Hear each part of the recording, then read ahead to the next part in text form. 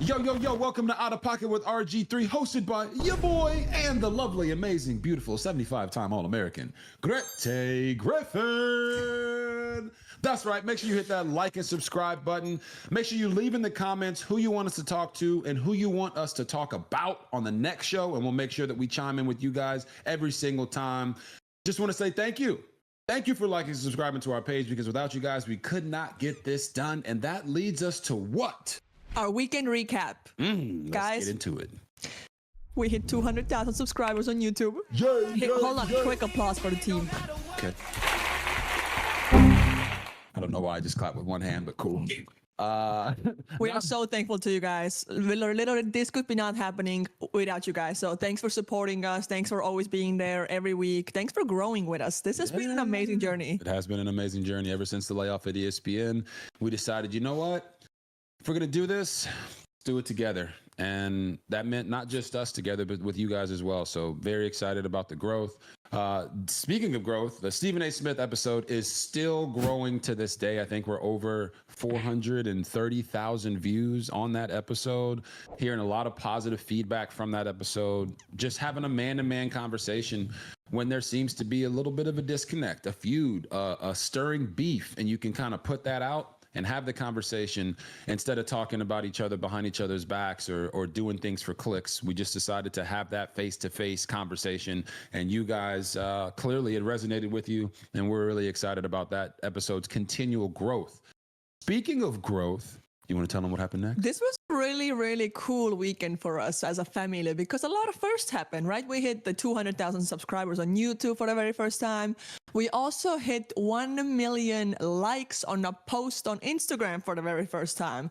So Robert posted a little WWE video that we did on a vacation in Turks and Caicos.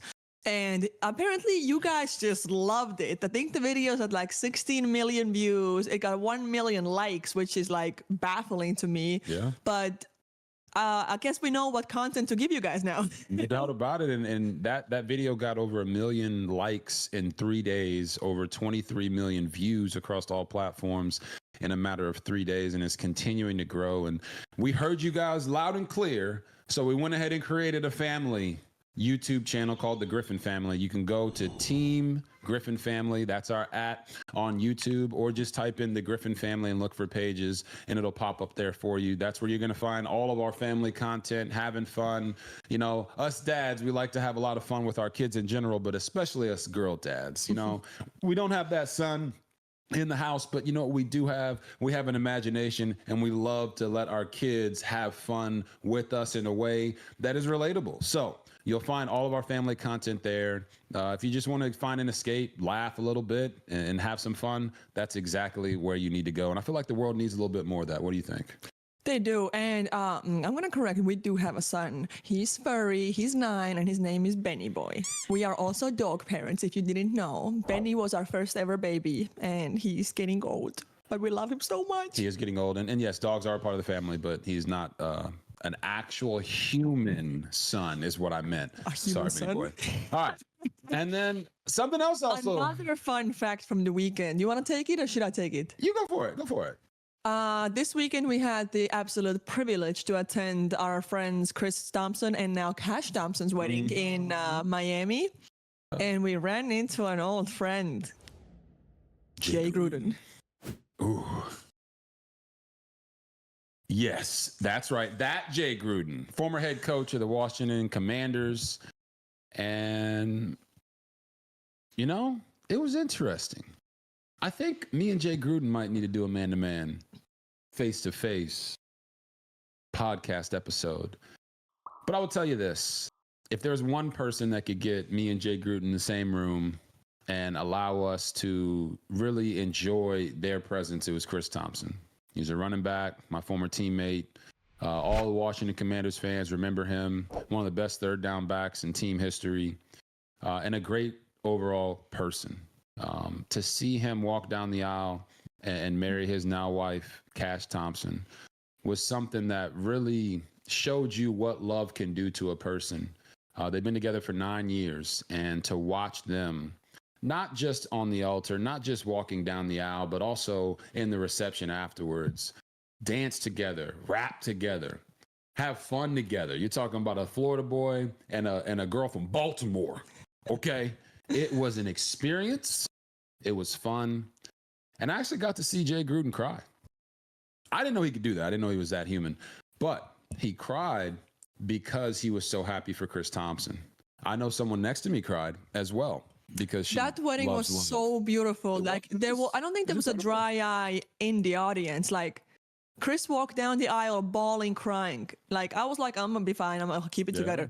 The moment Chris walked down the aisle, it was over. It was over. The entire, I would say, room, but it was outside. Yeah. The entire ceremony attendance was crying. No, they were. And it was beautiful. It was a beautiful moment. We were so happy for them. Thankful that they invited us. And it was interesting. I was not expecting Jay Gruden to be there. But at the end of the day, it wasn't about myself and my family and Jay Gruden and his family.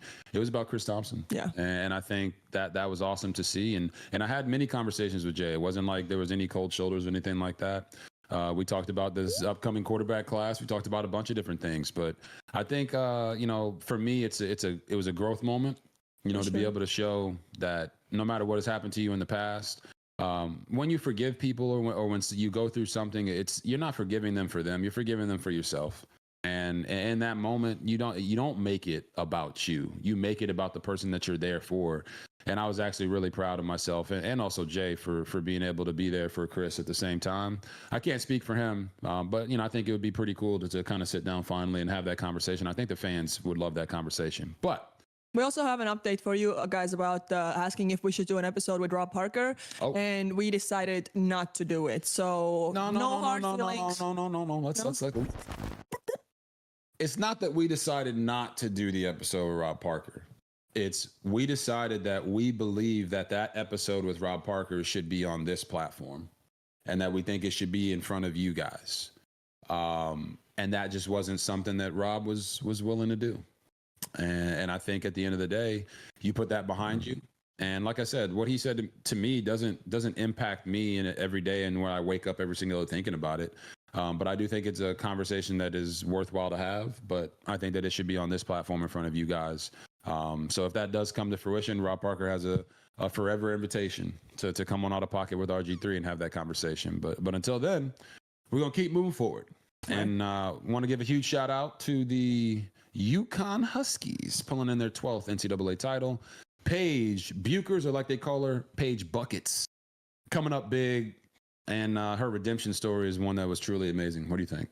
Yeah, and what a comeback from multiple ACL surgeries. It's hard enough to come back from one ACL surgery. I've torn mine once. Robert's torn his twice. So it's hard enough to come back from one. So coming back from multiple back-to-back ACL surgeries, like that's a testimony to tell your grandchildren one day. And then to finish, is Paige done? She's done. Yeah, to finish your college career with a national title that's an amazing story, and congrats to the whole team. Yeah, and I thought it was awesome. And the way she emphasized God at the end of it, I thought was really huge as well. We're both believers, believe that God is the one that provides us with everything that we've ever accomplished and gets all the glory. So to see her give that glory to God and show that God is really just telling you to be yourself, be who you are, be who you know you are, and not ever, waver in that no matter how many setbacks you have. I thought that was truly powerful on the biggest stage of her life for her to acknowledge that God is the reason that she's there and that God knew that they would be there in that moment. But that's enough of the weekend recap. Let's get to the topics. All right, our topic number one is Shedeur Sanders had his pro day, and boy, oh boy, did the scrutiny pick back up. What did you think of his pro day? That's my first question. Yeah, I thought his pro day was phenomenal. I think it's really difficult to go to a pro day and not have a good day. You're running around with receivers that you know, in an environment that you're used to, playing the music that you're used to listening to, shorts and T-shirts. You know the routes that are going to be thrown. You know the receivers. And it's really just a showcase for everybody else. And I thought he nailed that. He knocked it out the park. His footwork looked incredible. His velocity on the ball, I think, shocked a lot of people, but not me, because I've known him and watched the tape and seen all these things for years now and seen how he's grown and developed. But I thought his accuracy was on point. His timing and rhythm was exactly what you saw on film, which is his elite trait. And I walked away from it saying, he just showed me everything that I saw on tape and some, because a lot of what they did at Colorado wasn't a bunch of under center work. And he worked under center, and I thought they showcased his skill set to the max. Okay, now hearing you say all these amazing things about him and how great his pro day was, what is up with the scrutiny that he's facing? Like, why do you think the sons of legendary athletes are so hated? Yeah, I think you're talking about, at least in recent, memory or history, it's Shedeur, Sanders, and Bronny James. Absolutely, yeah. Right. So when I look at Shedeur, Sanders, and Bronny James, the criticism isn't about the sport. Exactly. It's more so has to do with who their parent is, who their father is, how great of a player that person was, the expectations that are levied on them because their dads were LeBron James and Deion Sanders. And I also think it's a little bit of jealousy. Yeah. I really do, because when you look at Shedeur, this man has gone to 2 universities and turned both of those programs around. A lot of people say, oh, well, he went to Jackson State. That's an HBCU. What did you mean? And first of all, have you seen the facilities that some of these HBCUs have? And for him and his dad to have the courage to go to Jackson State and to pull off what they did there, to win 27 games. Yeah, Deion could have easily said, I'm not going there. I'm Deion Sanders. He could. You know what I mean? Right. But instead of, shucking the HBCUs, they said, no, come here. I'm going to go there, and I'm going to prove to you that we can get this done. Yeah. And I think that hardened Shedeur Sanders in a way that he had to grind from the bottom. Not that HBCUs are the bottom. Don't misunderstand what I'm saying. But an HBCU and its facilities and the capabilities that they can to support the players is much lower than that of a Power 5 conference. Mm-hmm. So they go to an HBCU, they turn that program around. Then they go to Colorado. Colorado, of all places. No one is expecting Deion Sanders, Shedeur Sanders, Travis Hunter, the number 1 player in the country in his recruiting class, to go to Colorado by choice. Facts. When Deion gave his top 5 of the places, and I saw Colorado in it, and it was like Florida State and whatever, I'm like, he's definitely not picking Colorado. Right? And they went there, a team that was 1-11, and in 2 years they were 9-4. Yeah.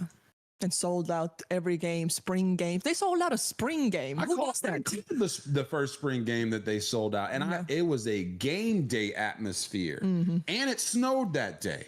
Jeez. That didn't stop the fans from showing up. So when I look at this and I say, okay, the numbers support it. He did it at HBCU. They said, oh, no, he can't do that at a Power 5. So he goes to the Pac-12 and then the Big 12 mm-hmm. and does it back-to-back years without an offensive line. Got sacked 94 times in 2 years at Colorado. Didn't affect his completion percentage, still high. Didn't affect his productivity. His touchdown to interception ratio was still unbelievable. And he showed the resilience that NFL teams are craving. So when I look at that, I say, okay, but what could it possibly be that they don't like about this guy? Yeah. It's his confidence and his bravado. A lot of guys are confident, okay? Confidence is one thing at the quarterback position that you just have to naturally have. If you don't have it, you won't be able to play well at the position because you have to lead other men. So why is it that they're punishing Shedeur for his confidence, but they celebrated Joe Burrow? That's what I was just about to say. But you have other guys like Joe Burrow, Baker Mayfield. Yeah. Those are guys are known for their confidence. Correct. Why haven't they gotten the same scrutiny as Shedeur or Bronny has gotten? I don't know. And I think Bronny is separate from, at least from this conversation. Different sport. Not just because it's a different sport, but because there's some people who don't believe that Bronny was an NBA player, even though I believe he showcased that he is. The place that he was picked. They think he only got there because of LeBron. Yeah. But the place that he was picked, number 55, is a developmental picking place anyway. Yeah. And as a guard, 6'1", 6'2", with a 40-inch vertical, he has the athleticism to play in the NBA. So that's a whole other conversation. But I do think that Baker Mayfield was undersized. Joe Burrow's arm strength was questioned. right? So why is it that Baker Mayfield, when he's planting flags in the middle of the field, grabbing his crotch, right, on the opposite sideline, and Joe Burrow is smoking cigars, and when he talks to the media, he's talking to the media in such a way that exudes so much confidence that we love it. Listen, I love the bravado and the confidence that Baker Mayfield brings to the table and brought to the table in college, because in college he was a whole nother animal. Yeah. I think people forget just how like out there Baker Mayfield was coming out of college. But Joe Burrow at LSU, to be Joe Burrow coming from Ohio State and going to LSU, you gotta be a confident brother to step up in Baton Rouge, Louisiana, and lead those monsters to a national championship. And it should be celebrated. Like that, like you said, it's a good thing that they are like that. They should be confident. They should know what they bring to the team, what they bring to the table. But the fact that Shedeur is now doing the same thing and is getting scrutinized for it. Yeah. Do you feel like NIL has had something to do with it? Because Baker and Joe are not from the NIL era, but Shedeur is. And now you see, Shedeur, he gets to drive a nice car, which he could have also driven without the NIL. And he gets to drive a nice car. He gets to wear the flashy jewelry, the flashy clothes. Do you think it's jealousy? What do you think NIL has kind of changed that? Yeah, that's a great point, because I do think NIL has changed it. And it was kind of what I was mentioning earlier about the jealousy part of it. Yeah. When I came into the NFL in 2012, we had the rookie symposium. They don't have the rookie symposium anymore. But what they would teach you at that symposium was, hey, this is a privilege. You don't have a right to play in the NFL. You're basically lucky to be here. Yeah. And they could kind of, and I'm not saying that they were wrong or right, because playing in the NFL is a privilege. It's an honor. And I was honored to play for 8 seasons. But now with NIL, these guys are walking into the NFL with a little bit of money in their pocket. The top guys. Yes. They're financially secure. Maybe not for the rest of their lives, but for 5-10 years, they're financially secure because they're making millions at the college level. So now when you approach them and you say, hey, you got to do what I say, when I say it, how I say it, they don't have the same reaction as guys from my generation or from the generation before me. For sure. Who when they stepped into the NFL, those tears weren't just tears of, oh my God, I made it to the NFL. Those were tears of, oh my goodness, I get to take care of mama and them. I get to take care of my family. And now the guys don't have that same feeling. Yeah. They kind of walk into the NFL saying to themselves, what's the best opportunity for me to go out and be successful, as opposed to, I'm going to do everything they ask me to do so that I can get drafted as high as possible, because if I don't, they're going to ding me for it. Yes. So it creates this sense of coachability. I know Shedeur Sanders is coachable because I've seen it. I saw it at Jackson State. I saw it at Colorado. He had 6 different offensive coordinators throughout his process of college football and being productive. So I know he's coachable. Yeah.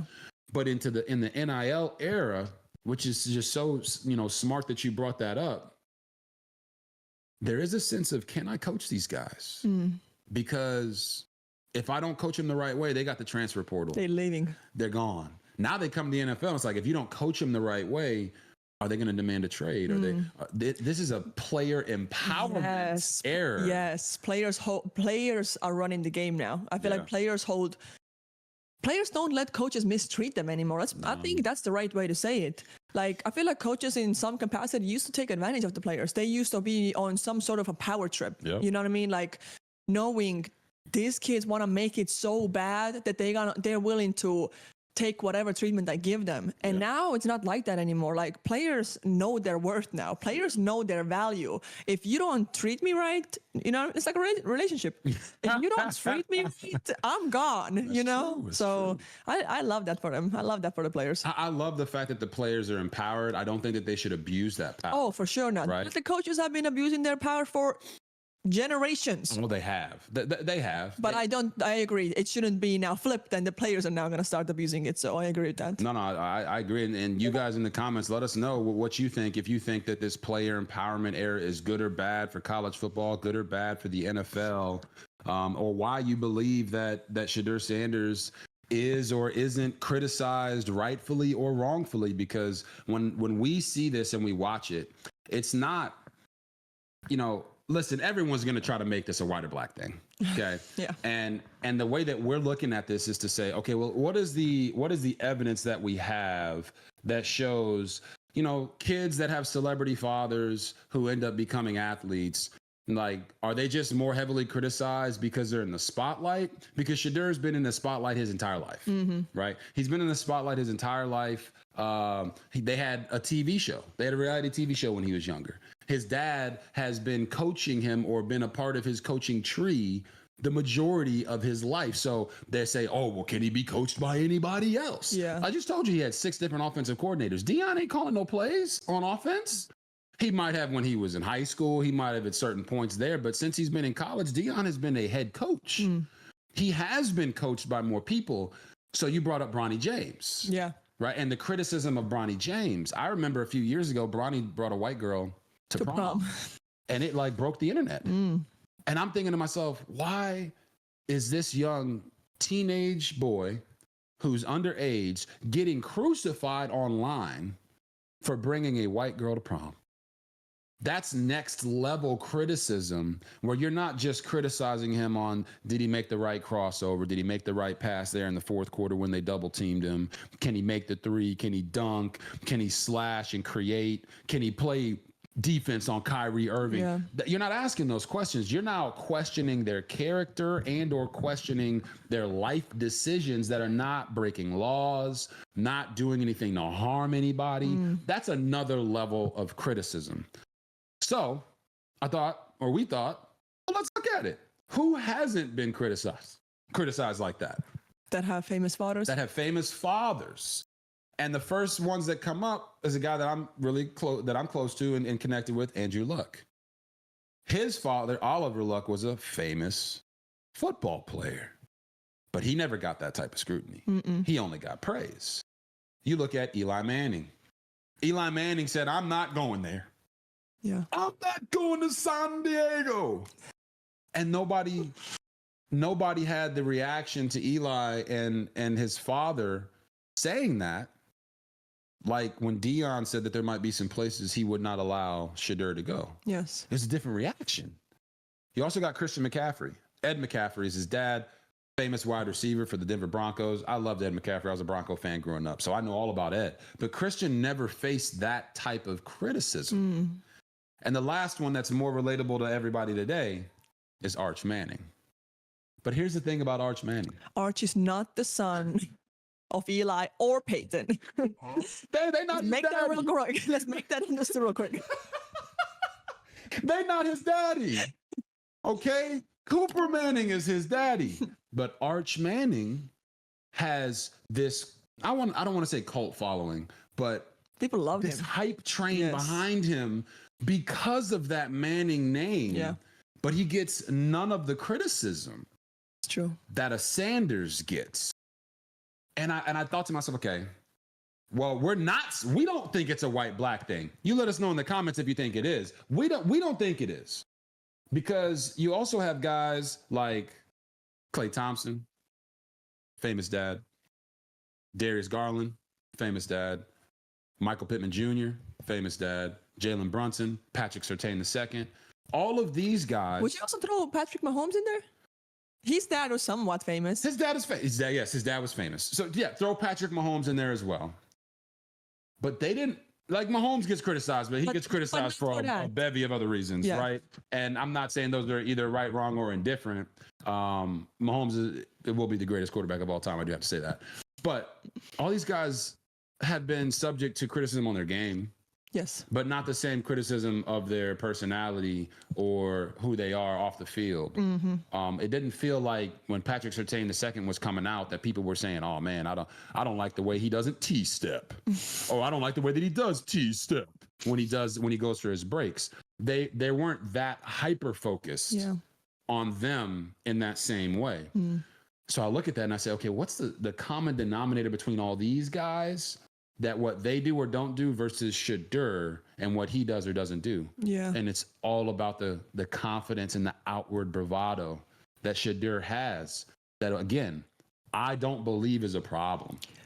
But do you also feel like the hate for the dads kind of trickles down to the kids? Because Deion is also hated for his bravado and his outwardness, and, you know, saying he's going to bring his own Louis luggage and all of that. Yeah. You know what I mean? And I don't think LeBron is any different. You know what I mean? Like, you're either super loved, you love LeBron, or you completely hate him. You completely love Deion, or you completely hate him. So I feel like those are two dads that are either so loved or so hated that, like, if you hate Deion, I feel like people are like, well, I'm automatically going to now hate Shedeur also. That's a good point, because all those guys that I mentioned, from the Klay Thompsons to the Darius Garlands, the Michael Pittman Jr. Don't have hated dads. They don't have hated dads. And their dads were good players. Like Patrick Surtain, 3-time Pro Bowler, was a phenomenal player. Klay Thompson's dad, multiple-time NBA champion. Like, they were good players, but they weren't hated. Yeah. And they weren't to the level of Deion Sanders, who I believe is the greatest cornerback of all time, and LeBron James, who is arguably the greatest of all time basketball player. I mean, I think that, that's a solid point. The only thing that I revert back to when it comes to Bronny is Bronny doesn't have that outward bravado. Oh, yeah. Right? He doesn't have the same outward bravado that Shedeur Sanders has and possesses with what he does, how he presents himself in that way. Once again, I don't think that Shedeur presents himself in the wrong way. You can let us know in the comments if you think he does. But I don't think that Bronny and Shedeur present themselves the same way. I agree. If anything, Bronny is like Bronny's just non-talkative at all. Exactly. Bronny's just the victim of people hate my dad, so they automatically hate me. Yeah, I definitely agree with that. And I don't think it's right. No. And I think how you carry yourself. You like, it don't matter. Everybody carries themselves differently. Why does it matter? And talking about Bronny, 55th pick in the draft, right? Developmental pick, killing it in the G League. Yeah. I mean, the guy might be the MVP of the G League with the way that he's been playing. And then he comes into the NBA, and yes, early on in the season, he didn't play very good. But now when he does great games, when he picks up minutes in NBA games, he's playing really, really well. Yes. And I think that's just a sign of growth. No one is saying that Bronny James is going to be LeBron James level greatness. LeBron as a rookie was a monster, okay? What we're saying is, don't punish the sons because you don't like the father. Yes. If you dislike LeBron, that is not a legitimate reason to dislike Bronny. That part. If you dislike Deion Sanders, that's not a legitimate reason to dislike Shedeur. Allow these young men to prove their mettle on the court and on the football field. And trust me, they break the law, they do something illegal, we'll be the first ones to say, that was wrong. But they're not breaking the law. Yeah. And they're not doing anything illegal.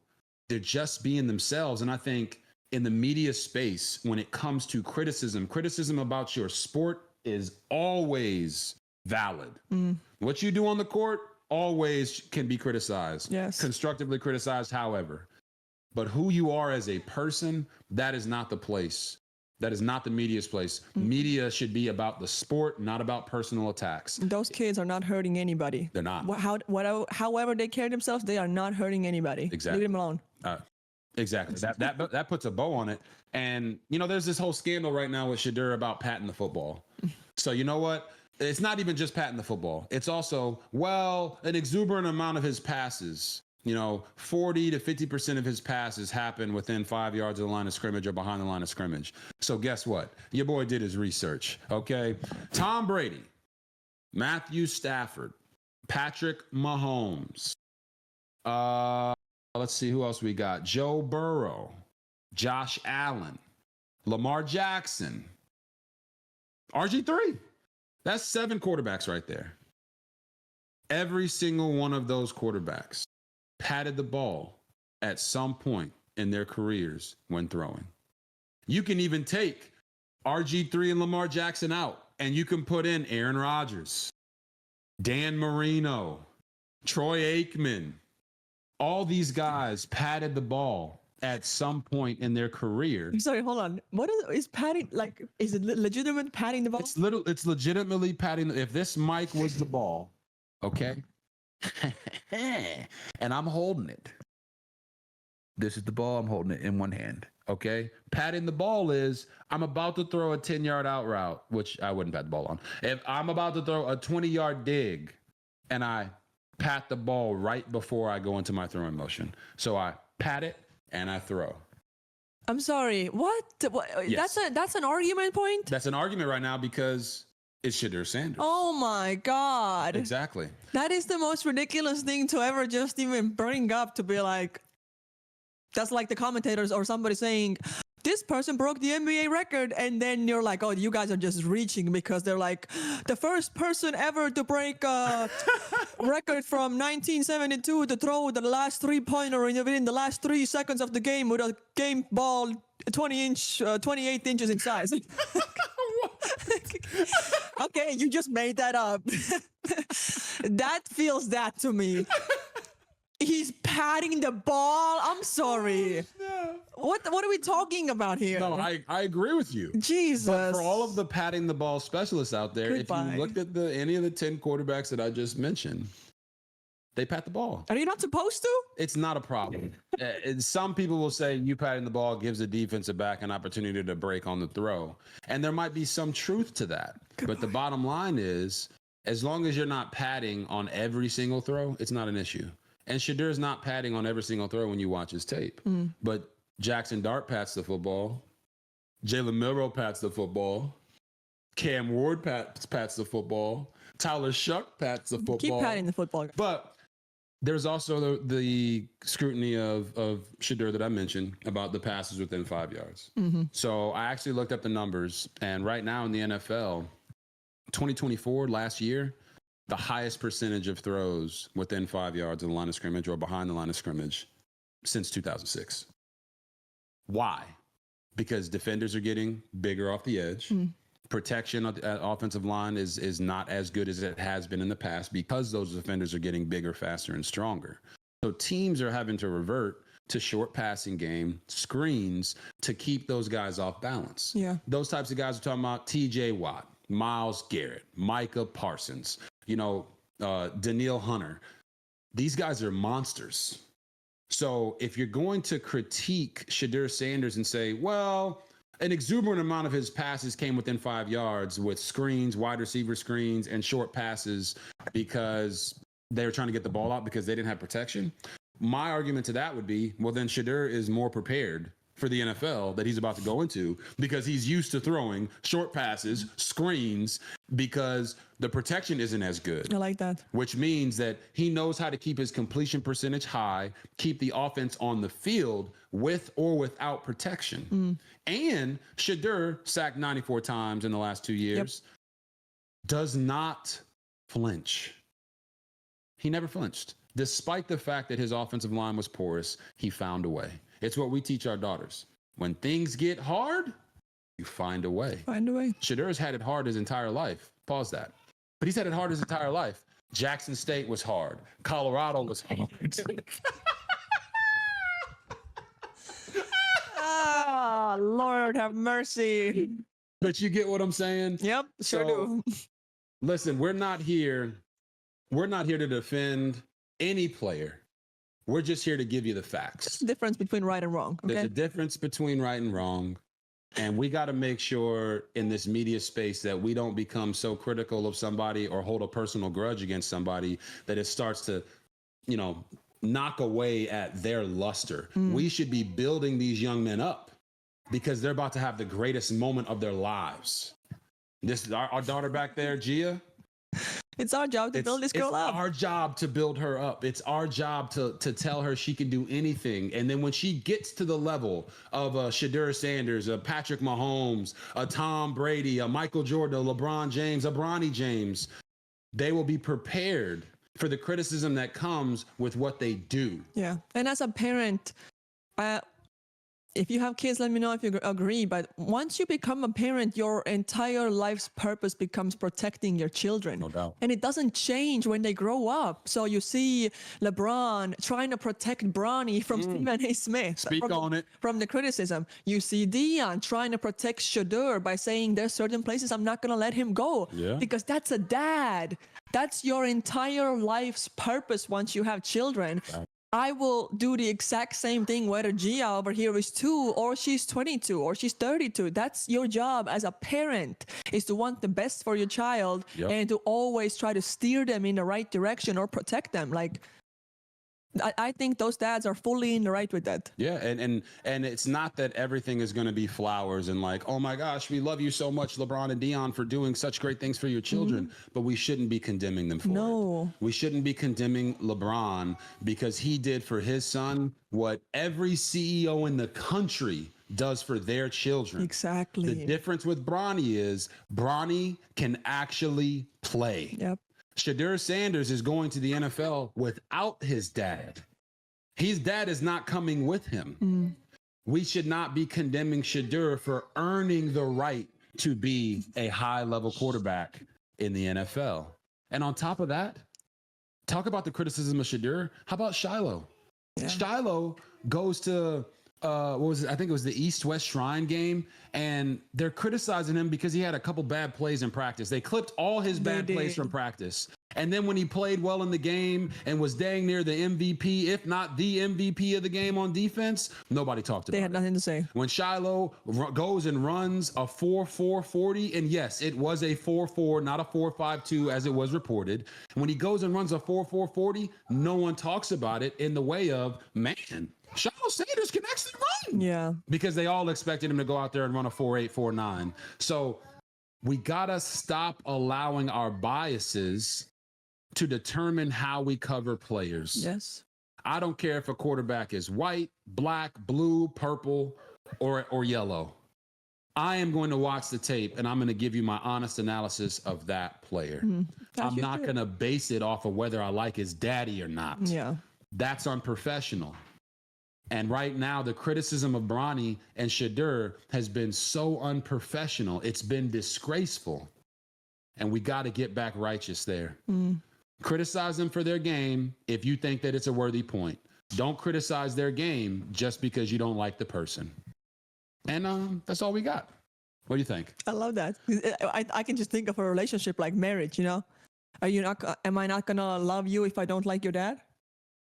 Do you know what I mean? Like, take a marriage, take a relationship. Like, are you not gonna love your significant other just because you don't like one of their parents or something like that? Like, no, you still love them no matter whether you like their parent or not. So, and you have to respect the parent.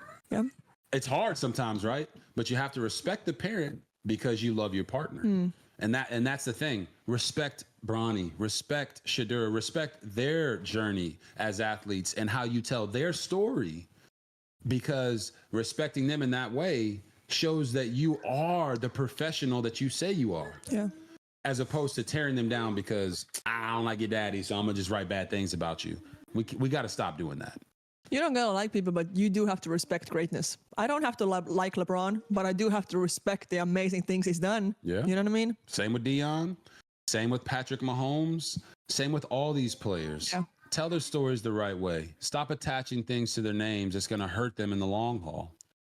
But that's our show for today. And we just want to say, make sure you guys like and subscribe to our YouTube channel. Again, leave in the comments who you want us to talk to. We're gonna have some guests coming up here, and what you want us to talk about. It's gonna be a lot of fun. If you enjoyed this conversation, let us know what other conversations in sports and or entertainment that you want us to talk about, and we'll make sure that we lock in with you and make one of those episodes happen. So again, like and subscribe to our YouTube channel. Thank you guys for getting us 200,000 subscribers and growing. Continue to go watch that Stephen A. Smith episode that is continuing to grow right now at 430,000 views and climbing. Tell your friends about it. Tell your friends to go like and subscribe to our YouTube channel as well. And again, if you want to find more content of us, just having fun with our family, girl dad of 4, she's an amazing mom. Looks like this after birthing out 3 children. It's just incredible. You can find us at the Griffin Family YouTube. It's also in our bio as well. Our @ is @Team Griffin Family. We want you to be a part of it. Let's have some laughs together and let's continue to take over the world. Peace.